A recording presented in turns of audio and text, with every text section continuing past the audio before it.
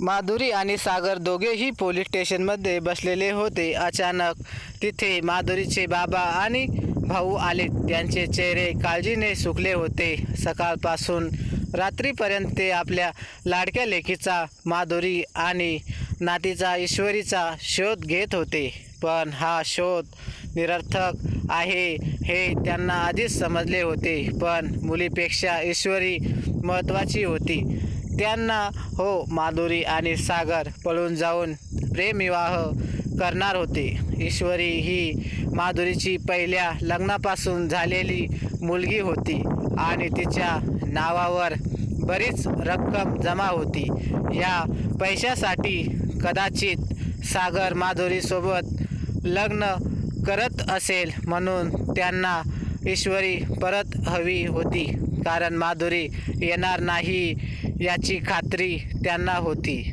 माधुरी ही मध्यमवर्गीय घरात जन्माला आलेली एक सुंदर सडपातळ बांधा असलेली साधी सरळ मुलगी, जी बोलकी आणि दिसायला ही सुंदर.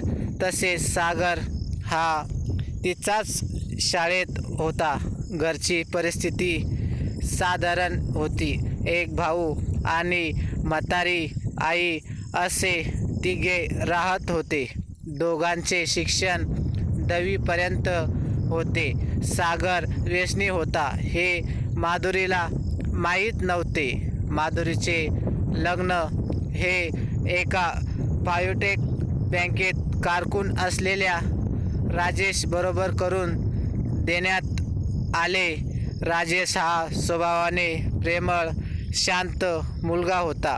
राजेश आणि माधुरी त्यांच्यात सगळं व्यवस्थित सुरू आहे याची खात्री नेहमी बाबा करून घेत होते आणि ती राजेशसोबत व्यवस्थित राहतही होती. पण ती सागरला विसरली नव्हती, म्हणून ती राजेशसोबत भांडण करण्याचे कारण शोधत असे.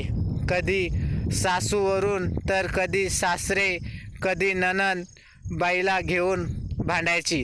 राजेश दिवसभर काम करून थकून घरी यायचा आणि घरी नेहमी काही न काही असायचं. त्यांना वाटत कधी ना कधी माधुरीचा स्वभाव बदल होईल आणि ते समाधानानं राहतील. अशातच त्यांना एक मुलगी झाली, ती म्हणजे ईश्वरी होय. ईश्वरी तिच्या आईसारखे दिसायला सुंदर, नाजूक होती. पण जशी ईश्वरी मोठी होत गेली तसा माधुरीचा स्वभाव त्रासदायक होत गेला.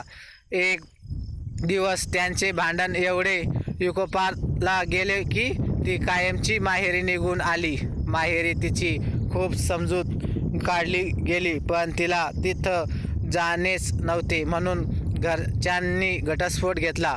यामध्येही दोघींच्या नावे मोठी रक्कम देण्यात आली. आता त्या दोघीही माहेरी राहत होत्या. माधुरीने ब्युटी पार्लर सुरू केले. घरापासून फार लांब नव्हते, पण तरीही नजरेआड होते. याचाच फायदा तिने आणि सागर घेण्यास सुरुवात केली. परत ते एकमेकांच्या संपर्कात जवळ येऊ लागले. असे 6-7 महिने निघून गेले आणि माधुरींच्या दुसऱ्या लग्नाची चर्चा घरी सुरू झाली. तिच्यासाठी एक चांगले स्थळ आले जे सगळ्यांना पसंत होते आणि त्यांनी ईश्वरीसह माधुरीला पसंत केले. या मुलांचे नाव होते रुपेश. रुपेश ही दिसायला हँडसम, स्मार्ट होता. तोही एका बँकेत कॉम ऑपरेटर होता. त्यामुळे दोघांचे लग्न करून द्यायचे ठरले. ठरल्याप्रमाणे दिवाळीनंतर लग्न काढण्यात आले. हळूहळू ही बातमी सागरलाही समजली, पण त्याची एवढी तयारी नव्हती की लगेच तो माधुरीला पळून घेऊन जाईल. त्याने काही दिवस थांबायचं ठरवलं. लग्नापर्यंत तिचे ब्युटी पार्लर सुरू होतेच. भेटी आणि बोलणेही व्हायचे. त्यामुळे त्यांना जास्त त्रास सहन करावा लागत नव्हता. पण माधुरीला हे लग्न करायचे नव्हते, तरीही तिचा नाईलाज झाला होता. कारण तिने खूप वेळा याची कल्पना घरी दिली होती, पण कुणी तिला समजून घ्यायला तयार नव्हते. नाईलाजास्तव तिने हे लग्न केले. रुपेश माधुरी सोबत ईश्वरीची काळजी घेत होता. रोज जाताना तिचे लाड करायचा, संध्याकाळी तिच्यासाठी खाऊ आणायचा. इथे माधुरीला सासूबाई नव्हत्या. त्या तिघाशिवाय तिचे सासरे गोविंदराव होते. तेही दिवसभर ईश्वरांचा आपल्या नातीप्रमाणे सांभाळ करत होते. मध्यंतरी ती 1-2 वेळा माहेरी येऊन गेली होती. खूप छान सासर मिळालं म्हणून कौतुक करत होती आणि घरचे सगळे तिची आणि तिच्या मुलीची कशी काळजी करतात हे आवर्जून सांगत होती आणि ती आनंदी आहे तिथे हे तिच्या चेहऱ्यावरून स्पष्ट दिसत होते. पण ते असते न विनाशकाळे विपरीत बुद्धी तसं झाले होते.